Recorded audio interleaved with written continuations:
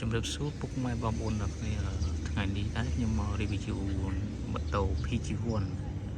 ហើយយើងនិយាយពីគុណសម្បត្តិនិងគុណវិបត្តិវាជាដំបូងយើងនិយាយពីគុណវិបត្តិវា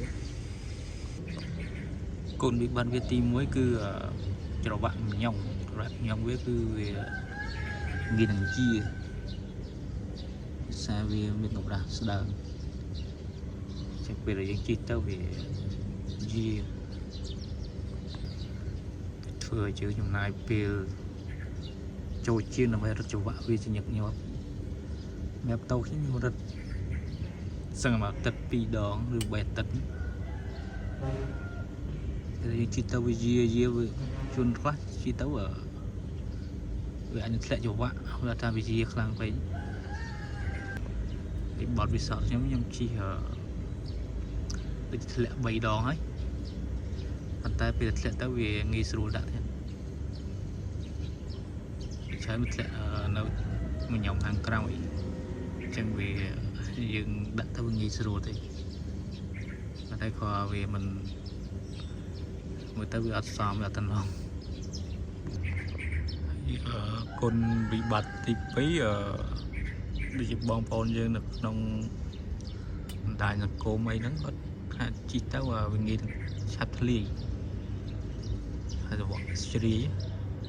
តែបទពិសោធន៍ខ្ញុំជិះដូចជា 15000 គីឡូជាងហើយវាទឹកធ្លាយម្ដងដឹងមិនដែរចំណុចហ្នឹងដោយសារមើលកំលៀតកាឡាវាទៅវាលៀងក្លៀតឆ្ងាយពេកហើយស្រួលពេលដែលយើងមើលទៅដូចជារឹងប៉ុន្តែតាមពិតវាទន់ជ្រាយហើយម៉ែបងប្អូនជាងពីច្រើនគាត់ថាធ្លាយសម្រាប់មុតក្របកឹបតូចមើលគាត់អាចធ្លាយបានដែរហើយខ្ញុំមានបទពិសោធន៍ម្ដងណា15000 គីឡូទៅធ្លាយដូចជាក្នុងអាទិត្យមុនយើងឆែកមើលទៅក្របកឹបមួយទូចមួយតែវាធ្លាយទូចដែរវាធ្វើឲ្យយើងវាអត់តន់អស់ខ្យល់យើងអាចជិះមកដល់ជាងបានអញ្ចឹងហើយមួយទៀតឬថាពេលតែគឺធូរខ្លាំងទៅវាបាក់នឹងបដាថាកង់វាធំហើយវាតឹងហ្នឹងឃើញបងប្អូនក្នុងបណ្ដាញសង្គមគាត់តែងតែលើកឡើងមក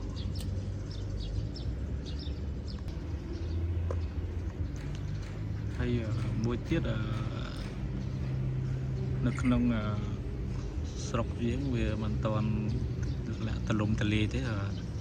ទី1សម្បកទី2ទវៀនពវៀនវាហ្នឹងពីច្រើនតាមជាង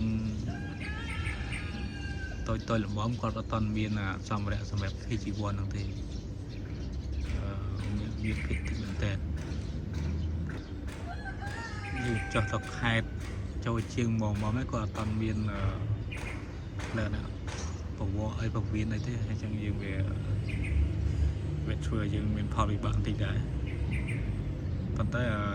ឡូវភាគច្រើនឃើញដូចជាបងប្អូនយើងចាប់អារម្មណ៍លើម៉ាក Yamaha PG1 ហ្នឹងដែរដូចជាឃើញជីច្រើនណាស់ក្នុងក្រុងនេះតាមខេត្តនីមួយសម្រាប់បទពិសោធន៍ទី3របស់ខ្ញុំមួយទៀតខ្សែកុងទ័រវាងាយនឹងឆាប់ដាច់ខ្ញុំជិះដូចជាបាន 6000 គីឡូវាធ្វើយើងដាច់ខ្សែកុងទ័រប៉ុន្តែពេលយើងដូរថ្មីទៅឥឡូវយើងជិះច្រើនពី 10000 គីឡូជាងហើយដល់មានបញ្ហាដោយសារទាំងបាច់ប្រហែលមកពីយើងអាចដោយសារខ្ញុំជិះចូលផុកពួកអញ្ចឹង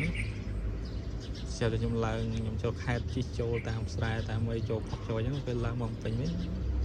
វាឡើងដំណើរការអញ្ចឹងវាអាចបណ្ដាលមកពីអញ្ចឹងមួយក៏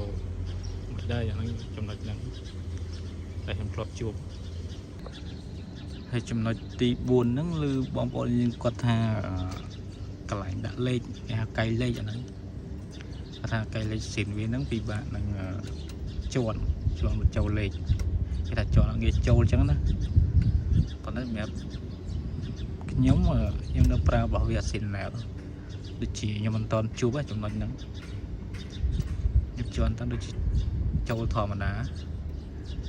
អាហ្នឹងមានបទពិសោធន៍របស់ខ្ញុំហើយគុណសម្បត្តិចំណុចគុណវិបត្តិចំណុចទី5ហ្នឹងគឺវារៀងញាក់ក្បាលញាក់តោពេលយើងជិះកុងទ័រប្រហែលជា40 50អីហ្នឹងវារបៀបដូចវាអង្គើក្បាលអាហ្នឹងភាគច្រើនឃើញក្នុងបងប្អូនយើងគាត់លើកឡើងគាត់ថាដោយសារយើងដាក់ធុងខាងក្រោយវាអាចធ្ងន់ខាងក្រោយអញ្ចឹងណាអាហ្នឹងខ្ញុំអត់ច្បាស់ដែរប៉ុន្តែពេលយើងទិញមកភ្លាមយើងមិនទាន់បានតម្លើងសម្ភារៈលេងហ្នឹង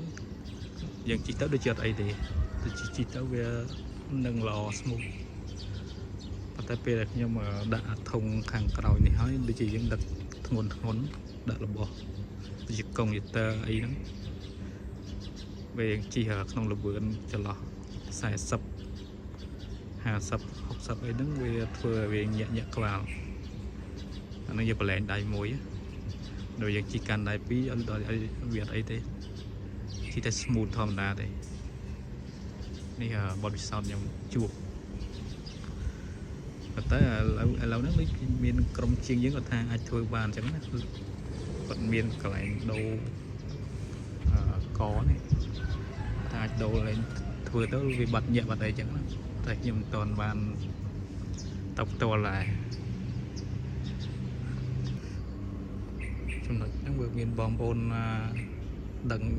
ឬមួយក៏ជួបអាហ្នឹងអាចចែករំលែកបានភាសានេះជាបទពិសោធន៍ដែលយើងជួបទាំងអស់គ្នា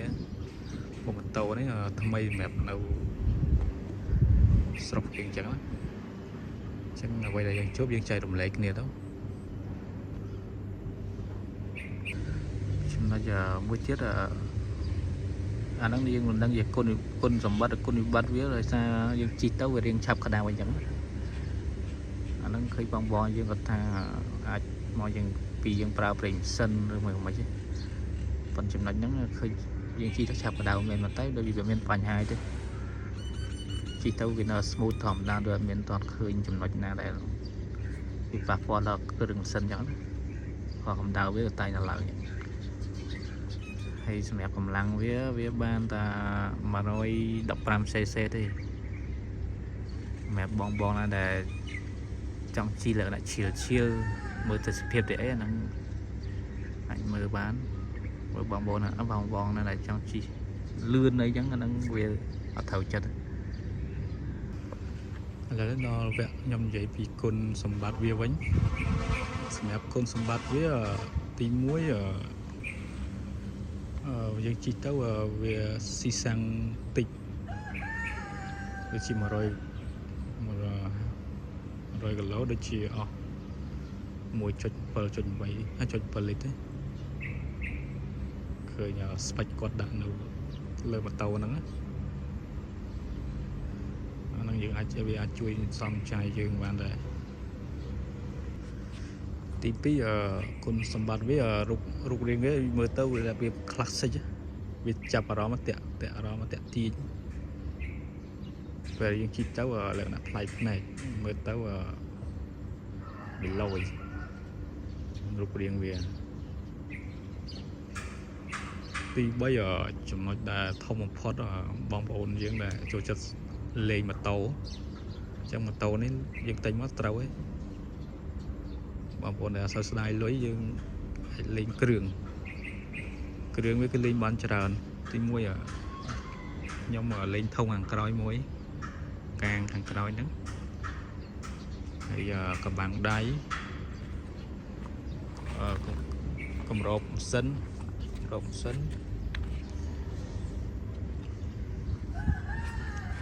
ទី2កំបាំងការពារចង្កៀងយើងអាចមានកន្លែងដាក់ដបទឹកសុទ្ធទឹកសុទ្ធយើងមានអាធំមានអាតូចអាចដាក់បានព្រោះខ្ញុំកំងពីចិនមកនេះបានអាតាតូចយើងនៅខ្វះសម្រាប់ដាក់ដបធំមួយទៀតហើយយើងមានរៀនកណ្ដាល đại nô chẳng câu sinh nhật của mong vào chân mong má nhưng chặt tạt lại nụ này việc sâu ban xa đấy sao giờ sâu miền bập sọt hàng này để khơi bong nhưng còn lên trơn chừng năng tiết đó nhóm lên thà một thầy sám sập kia rồi vậy thế còn lên lần đánh đặt thủ sáp miền các bạn cho còn lên càng chặt trong hiên thùng sang thùng ấy nó thì chỉ miền càng sân những miền tràn màu đó miền tôi mà thông nhóm phở này phở thông bữa tôi về đường ca chủng hai tí bông sầm máy viết cô dương ai lên bàn đấy khi bom dương có đã sầm lên lư khang đặt tầm một hàng lừa ban bom có đã là biệt bông là mang lang đó lứa anh là phật tật phật đấy chứ anh là bom vật lý vừa xa anh là còn mình là tập hiệp chứ nè mẹ dương toàn mình là phép dương mẹ lìn là một mới tao mặt xòm mà rộng thật á xong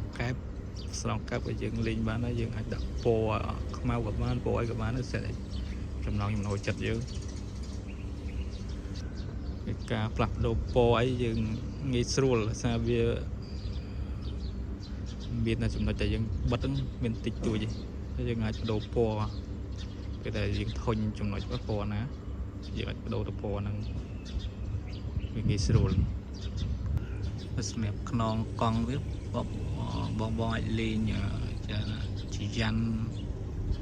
chỉ dàn xem các bạn đây dương pra ở tàu viên các bạn khơi nhở trong một đài nó cùng những người gật học dàn nó đặt tàu đến ca vậy tay mẹp giống phải non xin biết sân này sao chọn trong này chờ nữa hay bồn mới là dân anh đồ đó là bồn xây bên các bạn này bồn xin với riêng tôn địch vòng ở thôi chỗ chất nước anh đâu đã bồn xây gì là ồ chuyện này chắc mỗi chiếc là vẽ pon tờ lại nít cao nhâm tinh với tờ lại vẽ tầm phi pon đảo sao vì vật phết sâu nó phải làm nữa và lão lư khơi bom bồn chân ho chỉ lần chất bay pon ấy rồi xa vì tiếp xa về lão chấp đàm từ lồng lề chẳng rồi khơi chỉ tao cái chạm vào rầm cho rằng cái tay xuôi chẳng tí xa với chấp đàm mà từ lồng lề hay cắt bộ hàng một nít bom phun này lên được nó cắt bộ trai ở ban cái lực mình đào hàng lỡ mới tới ra tại cầm này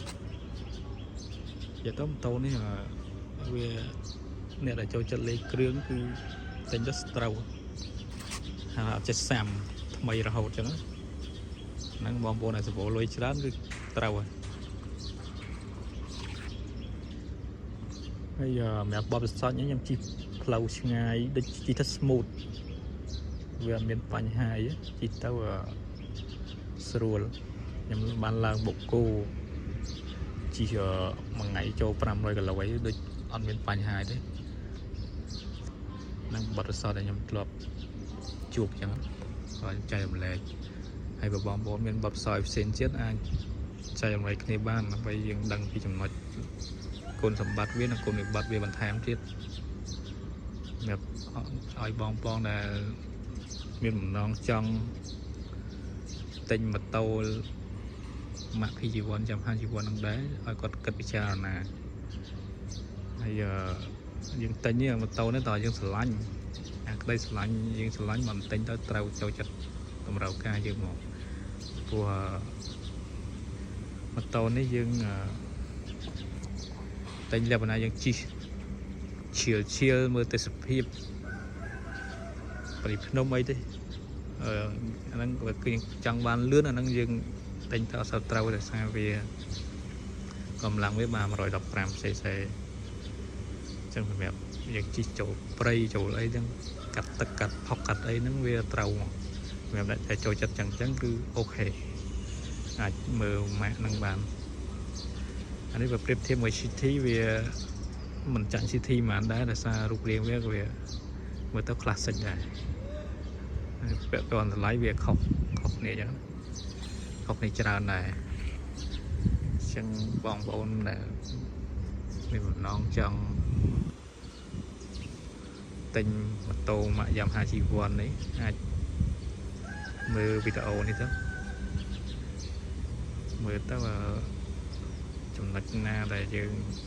lạnh thấy đang dân tình chỉ cho hay vừa dân đồng đầu ca dân chân bàn lươn chỉ cho toàn cho đấy nó đi bên mà bọn kịch trà nào chứ số một con vật